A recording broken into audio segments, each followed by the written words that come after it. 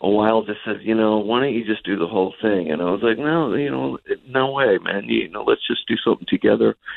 And I came up with that whole double lead bit, and, back then, studio time was just super expensive, and you really were supposed to know what you were doing before you go in there. So I'm making this up real time, and we're working it out together, and then recorded it together, and it just was an incredible moment.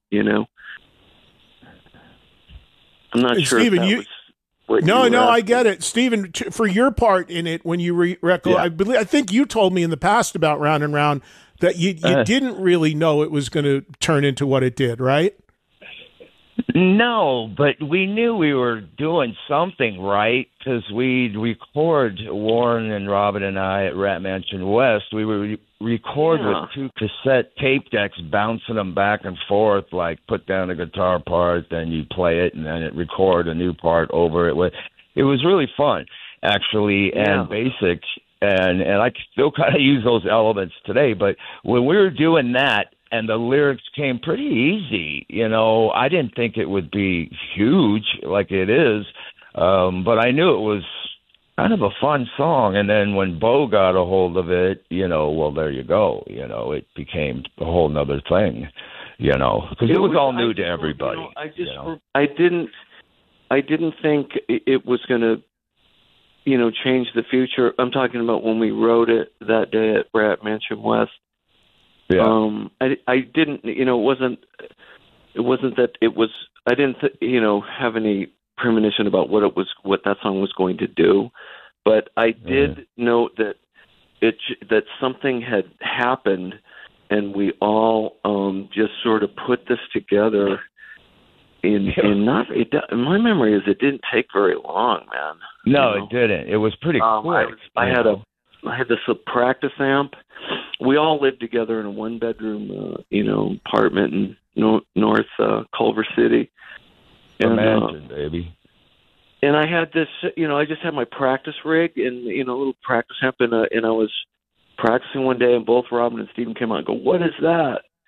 And we just, for the next couple hours, put together what it is today, Yeah.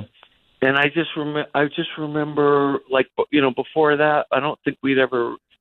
That was pretty much the first, that or Morning After or One and Man, they were all written there around the same time, and I'm not sure which one was first, but it just was sort of the first time that something was really complete, and by that I mean we all remembered everything about the song, It was really. We started playing it live, and it was. And everyone remembered the arrangement and their parts and all that stuff, Mm-hmm.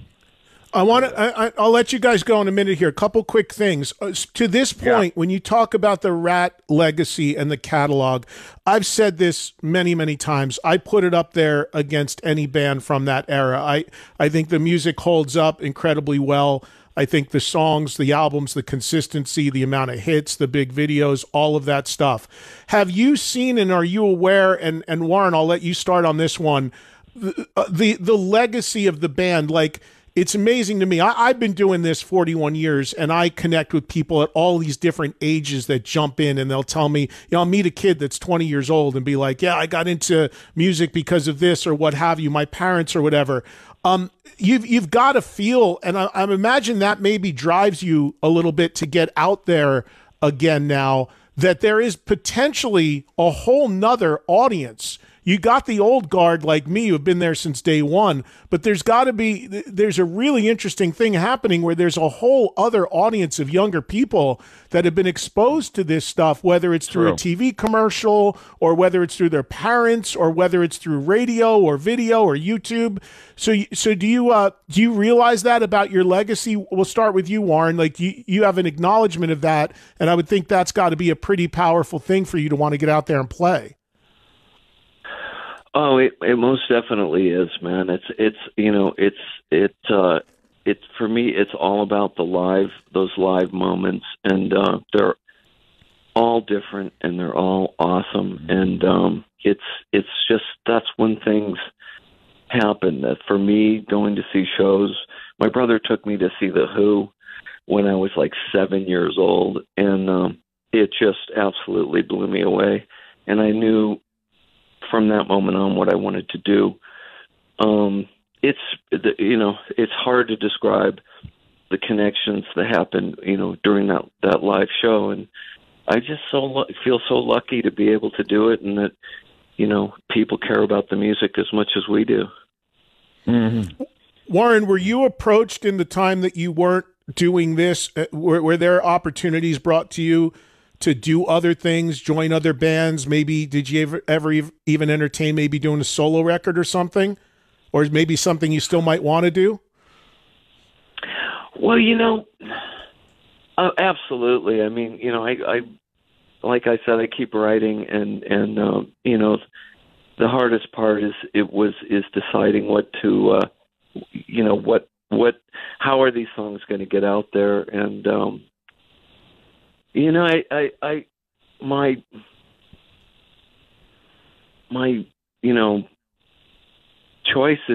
first choice is doing it with this guy singing, man. I mean, I just fucking love his voice, and I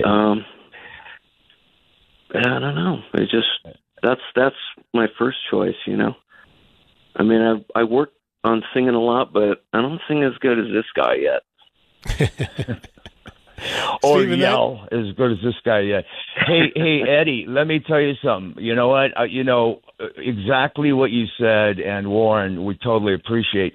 I'll tell you the legacy, and I'll tell you, when we do these meet and greets, and Warren and I'm sure we'll get there eventually, but I meet these fans of ours who are so fucking sincere, it blows my mind. And yes, they bring grandkids and their kids, and it's I call them rugrats out there if I see anybody under a certain age, but it's like the demographic is much wider, and I got to tell you, the 80s were an important part of music history, and the fact that we're still part of it over 40 years later is a blessing, and it's appreciative. And the people who come and see us and who make this legacy, fuck yes, thank you. I mean, because I like going out there and having a good time. Like Warren goes out there for his reason. I go out there for the same, and to get something back, it's about fun. It's about having a good time. And never say never. And here you go.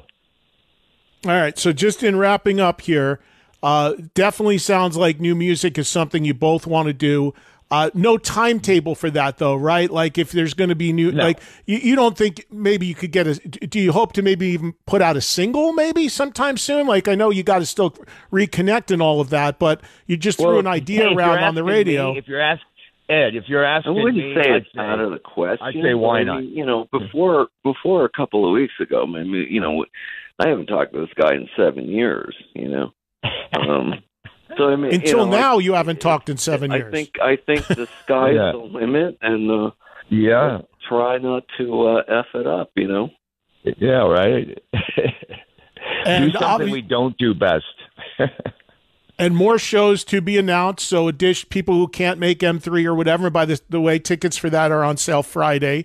But for people that can't make it in Maryland, it sounds like a good possibility that there's going to be additional stuff announced fairly soon.